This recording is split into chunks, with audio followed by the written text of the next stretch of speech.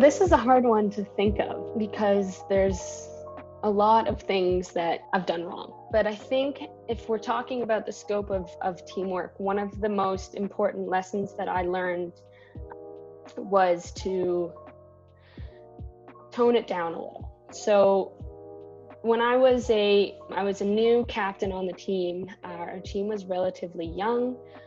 I was only in my third year at university of 5, which is normal for athletes in Canada, is to take 5 years of university. So I was serving as a younger captain, and I was really intense. I was really hard on myself, and I held myself to tremendously high standards on the ice. And I grew up always learning about captains and leadership as you are the hardest working person on the ice. You are the hardest working person off the ice. You are the person that cares the most. You are the person that tries the hardest.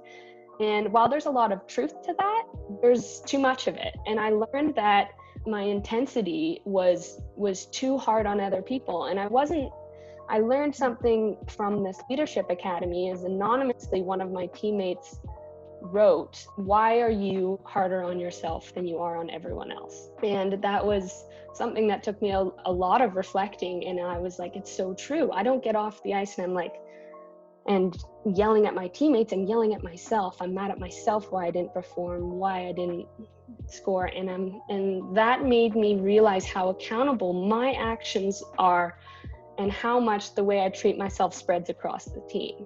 So what I learned from that is that a lot of people, when they wrote anonymously about my leadership, is that they were like, take the bag off your back. It is a team sport. You are not going to win alone, and you need to be easier on yourself. And that's something, when I read all of this, that people were noticing about how intense I was and how passionate I was about winning and how I just wanted to do everything for the team to win.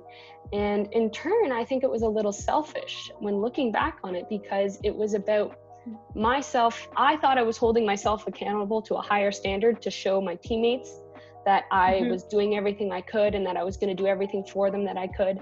But it was really affecting them far deeper than I'd ever imagined, because they were scared. They were scared, and it then pushed them wanting to be better and perform at a higher standard.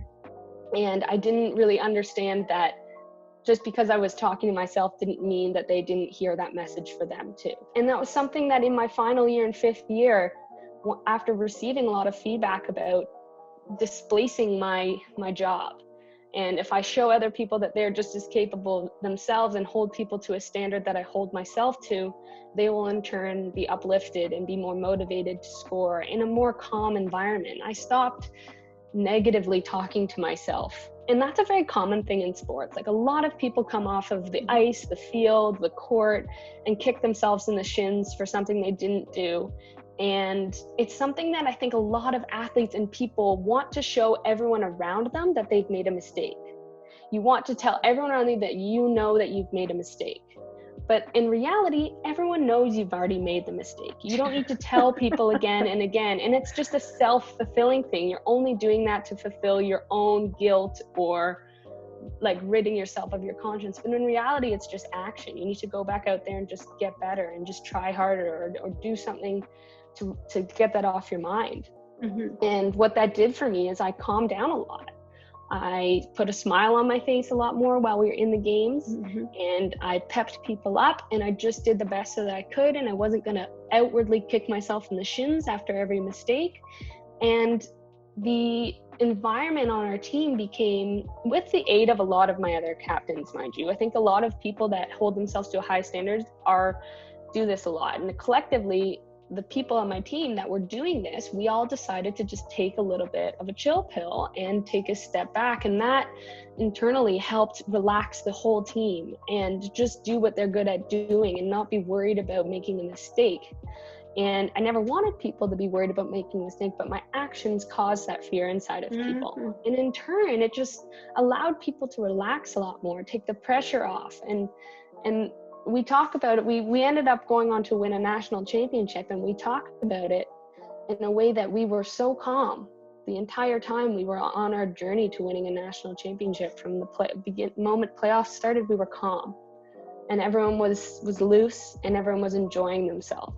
And when we all stopped killing ourselves for our misfortunes, then it got a lot easier for the team. And it was such an incredible experience to watch that feedback and us change our ways as leaders on the team and to see results.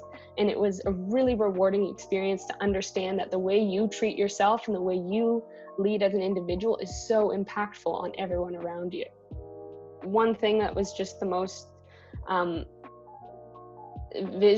visible for me as a leader is to me and my fellow leaders to take a step back ourselves and watch the team lead itself. Because when you create a good leadership environment in which you work hard at your leadership, you realize that you have to share it and you have to give it to others and you have to give other people opportunity. In our championship, we saw other people and younger players speaking up and chiming in times where I didn't have a word or I didn't have an action to help the team. There was other people that had opportunity to show their skills, whether it be in more emotional, nurturing moments, which I sometimes lack in a team setting. Like I said, I'm really intense. People showed their colors when you allow them to. So I think one of the greatest things just is being able to displace your leadership and allow other people to then shine a little bit brighter.